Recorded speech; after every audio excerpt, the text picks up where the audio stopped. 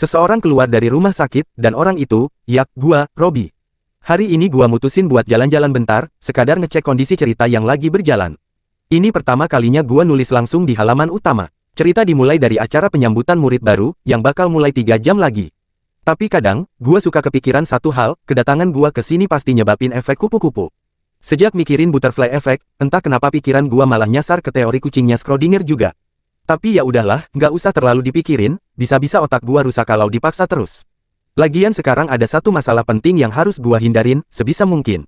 Ngomongin soal waktu sekarang, jujur aja, gua sama cerita ini rasanya kayak dua hal yang nggak nyambung. Beda dunia, atau, udahlah. Mikirin beginian malah bikin kepala gua cenat-cenut. Oke, balik lagi ke acara penyambutan murid baru. Acara ini dibagi jadi 3 bagian utama. Pertama, ada pidato dari calon murid dengan nilai ujian masuk paling tinggi, semacam perwakilan generasi lah. Kedua, masuk ke sesi warukor sama Ma. Warukor itu ritual pemanggilan, biasanya korin, khodam, atau bahkan roh leluhur para murid. Mereka harus minta restu, entah lewat pertarungan atau cara lain biar dianggap layak. Tapi ya, nggak semua murid bisa manggil sesuatu. Buat yang gagal, masih ada kesempatan kedua lewat acara alias Mapai Angean. Itu semacam evaluasi tambahan di Dungeon buatan, tempat mereka harus ngelawan monster simulasi. Tenang aja, Dungeonnya aman. Nggak bakal bikin mereka mati, kok. Semua pertarungan di dalam juga bakal ditayangin live di layar gede yang dipasang di lapangan utama. Nah, acara penyambutan kadet baru ini diadain di stadion olahraga. Lokasinya nggak jauh dari gedung olahraga sama gedung sekolah. Di antara dua gedung itu ada area pemasaran siswa, semacam pasar atau kantin akademi gitu. Tapi sekarang, tempat itu lagi disulap jadi bazar penyambutan. Udah pasti rame banget, makanya gua mutusin buat nggak ke sana dulu. Sekarang gua lagi jalan ke pelabuhan utama. Tujuan gua, mantau beberapa karakter penting yang nantinya bakal punya peran gede dalam cerita ini. Masing-masing punya alasan sendiri kenapa mereka datang, dan gua harus pastiin semuanya masih sesuai jalur yang seharusnya. Tapi, jujur aja, gua pengen banget cepat keluar dari dunia novel ini. Rasanya tuh bikin gua gelisah tiap saat. Kadang gua mikir, apa caranya emang dengan nyelesain semua alur ceritanya? Gua diem sebentar, tunggu, jadi kalau gua bener-bener nyelesain semua alur yang ada, apa itu berarti gua bisa keluar dari dunia ini? Lebih besar dari harga jawaban, 0, ya, bisa dibilang seperti itu. Gua yang baca itu cuma bisa diem sejenak. Jadi intinya, gua cuma perlu nyelesain alurnya. Tapi gua nggak mau terlalu ke bawah arus dulu. Tujuan utama gua jelas, keluar dari dunia ini. Waktu gua masih di rumah sakit, ada beberapa hal yang sempat kepikiran. Pertama, apa gua beneran bisa keluar dari sini? Jujur aja, gua nggak bisa percaya sepenuhnya sama sistem ini. Soalnya, gua juga nggak tahu siapa operator di balik sistem yang gua pakai sekarang. Tapi, karena dunia ini punya portal sama sihir, kemungkinan buat balik itu masih ada. 30% mungkin. Kedua, kenapa ini semua bisa kejadian? Apa gara-gara website itu? Udahlah. Untuk sekarang, mendingan gua singkirin dulu pikiran itu. Karena ini semua udah kejadian, ya udah, biarin. Yang penting sekarang, yang ketiga. Gimana caranya buat keluar dari dunia ini? Ada 3 cara yang kepikiran sekarang. Pertama, main-main sama sihir dan portal, eksperimen terus sampai nemu jalan keluar. Kedua, tamatkan semua alur cerita ini sambil tetap santai ngejalaninnya. Tapi dua-duanya jelas bakal makan waktu lama. Nah, cara ketiga, mungkin ini yang paling cepat, meskipun risikonya gila-gilaan. Menghancurkan semua portal Dungeon, dan semua antagonis dalam cerita ini. Bukankah dari awal tujuannya cuma satu, menamatkan cerita ini? Kalau gua pengen cepat keluar, ya tamatkan dengan cara paling singkat. Tapi tetap, gua nggak bisa sembarangan. Bisa aja sekarang gua lagi ngerebut posisi 2 karakter paling penting dalam cerita ini, sang antagonis, atau sang protagonis. Gua terus jalan sambil mikirin rencana-rencana ke depan. Begitu nyampe deket pelabuhan, telinga gua nangkep suara beberapa orang ngobrol pakai bahasa Thailand. Refleks, gua langsung nengok ke arah mereka. Setelah gua amati, mereka adalah NPC calon kadet, sama kayak gua. Tapi nggak cuma itu, ada salah satu karakter pendukung juga di antara mereka. Totalnya ada 7 orang, 4 cowok, 3 cewek. Tapi yang paling nyita perhatian gua adalah salah satu dari mereka, cowok berbadan kekar, langsung bikin gua ngelirik 2 kali. Guma gua tanpa sadar. Tapi ya udah, gua tetap lanjut jalan tanpa terlalu ngurusin mereka. Fokus gua bukan ke sana. Gua cuma mau ngecek beberapa hal penting aja. Nggak lama, gua udah sampai di dermaga. Tapi, aneh. Dari tadi yang gua lihat cuma para siswa doang. Nggak kelihatan orang tua murid, atau penonton umum yang harusnya nonton acara penyambutan. Padahal gua udah nulis di ceritanya kalau acara ini bakal rame ditonton banyak orang. Apa jangan-jangan emang belum pada datang? Di tengah mikir kayak gitu, dari kejauhan gua lihat seorang pria tua, kira-kira umur 60-an, wajahnya udah mulai keriput, pakai seragam satpam. Dia jalan ke arah gua. Pas banget, gua emang mau nanya-nanya juga. Loh, nak, kenapa ada di sini? Acaranya masih 3 jam lagi, loh. Lagian, kenapa bawa-bawa barang berat? Tanya si satpam, suaranya sopan dan ramah. Enggak, Pak, saya cuma mau lewat aja. Iseng lihat-liat, hehe. Oh, emang kamu mau kemana? Sini, biar bapak bawain barang-barang kamu. Kamu kelihatan pucet banget, loh. Nggak usah, Pak, biar saya aja, nggak apa-apa. Kalau boleh tahu, kapal terakhir itu datangnya kapan ya? Tanya gua sambil ngelirik pelabuhan yang masih sepi. Mungkin maksud kamu kapal buat para warga sipil yang mau nonton acara, ya? Iya, Pak, itu maksud saya. Oh, itu bentar lagi juga datang, asal nggak ada masalah di jalannya. Tapi kalau yang terakhir datang tadi, itu kapal milik Kesultanan Brunei Darussalam, Akademi Thailand, sama kapal dari Kerajaan Kedah, Malaysia, jawab si Bapak Satpam.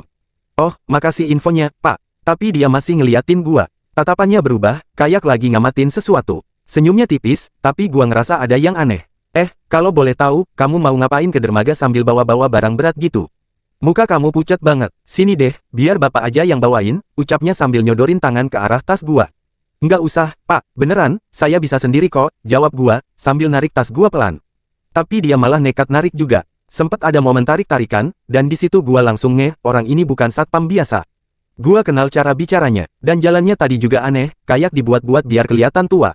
Tapi gua tahu persis, dia salah satu protagonis dalam cerita yang gua tulis. Lebih parahnya lagi, dia musuh Apip di arc selanjutnya. Dia bukan siapa-siapa, dia penipu. Dan sekarang dia ngincer tas gua. Hawa sekitar langsung kerasa nggak enak. Gua tahu wajah aslinya, yang aslinya masih muda, paling sekitar 20 tahunan. Tapi jangan salah, dia punya pengamatan yang tajam plus skill nyamar yang nggak bisa diremehin. Tujuannya ke sini jelas, ngecek para siswa yang punya potensi. Dan nyuruh data-data penting, terus ngelaporin ke atasannya. Gua nggak tahu pasti kenapa dia narik tas gua. Mungkin cuma curiga, atau ada sesuatu di tas ini yang dia kira gua sembunyiin. Padahal, isinya cuma barang-barang selevel orang miskin. Pas kita masih tarik-tarikan, tiba-tiba suara keras ngebelah udara.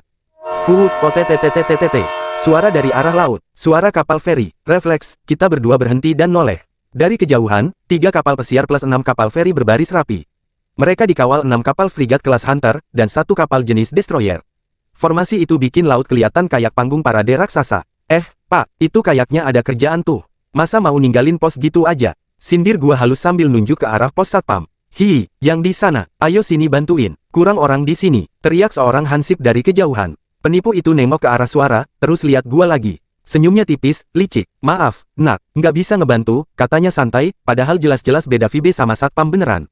Yah, nggak apa-apa, Pak. Makasih, jawab gua sambil masang senyum ramah. Dia pun jalan cepat ke arah pos. Tapi sebelum masuk, dia sempat berhenti sebentar. Matanya nyenggol gua lagi, kayak ngasih kode, gua tahu loh. Gua nggak tahu dan pura-pura santai, ikut jalan, tapi dalam hati udah waspada penuh.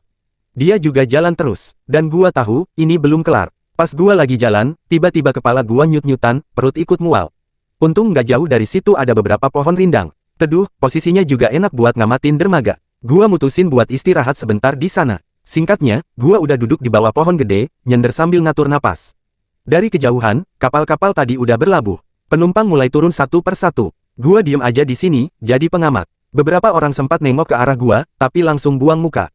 Kayak gua ini cuma angin lalu, nggak penting sama sekali. Dalam hati gua mikir apa jangan-jangan si pemilik tubuh ini, si Robi, punya hubungan sama seseorang yang mirip keluarganya. Atau ada latar belakang lain yang gua belum tahu. Tapi, ya elah, gua inget banget. Di novel yang gua bikin dulu, nggak pernah ada karakter bernama Robi. Serius, gua yakin, nama ini nggak pernah masuk draft. Jadi besar kemungkinan tubuh ini cuma NPC biasa. Meski begitu, ada sedikit info yang gua tahu, itu pun gara-gara bantuan sistem sama dokumen pendaftaran yang sempat gua intip. Datanya nggak lengkap sih, tapi lumayan buat dapat gambaran. Nama, Hatif Al-Murobi. Yatim piatu sejak lahir di Serang, dan besar di Tangerang, Banten, Indonesia. Besar di Panti Asuhan Al-Tahlil. Masuk Akademi Artawala karena beasiswa. Alasannya, ya karena bakatnya di tarung jalanan sama silat lumayan. Atau mungkin juga gara-gara bakat alaminya, adaptasi insting bertarung tingkat tinggi alias Combat Sense Natural TRC. Artinya, dia bisa baca dan pelajarin gaya bertarung lawan cuma dari beberapa kali kontak doang. Status, belum bisa awakening. Kalau gua nggak salah, skill pasif bawaannya itu, penglihatan yang cepat dan stabil. Walaupun kedengerannya receh, tapi kalau dipikir-pikir, ini bisa jadi senjata berharga. Masalahnya yaitu, pasti ada aja orang tolol yang nganggep skill ini nggak berguna, padahal mereka aja yang bego. Yah, bodoh amat. Yang jelas, suatu saat nanti gua harus sempetin mampir ke panti asuhan Al-Tahlil itu. Cuaca makin panas, semua penumpang kapal udah turun. Odong-odong terakhir buat para turis baru aja sampai. Gua angkat barang-barang gua, taruh di bagasi, terus naik. Gua duduk di kursi paling belakang. Kebetulan, kursi gua barengan sama tante-tante. Yah, umurnya sekitar 26-an, dan, ya gitu deh, lumayan seksi. Dia punya rambut ungu kemerahan panjangnya sebahu, badan semok, kulit putih bersih, sama mata merah.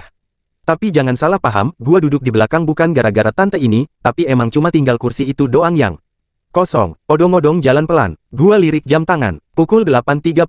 Gua selonjorin badan ke belakang, ngelepas penat. Gua rasa, gerakan gua malah dilirik sama tante-tante tadi. Gua pura-pura cuek, tapi yah, percuma juga. Kamu kadet di sini, ya. Udah lama belajar.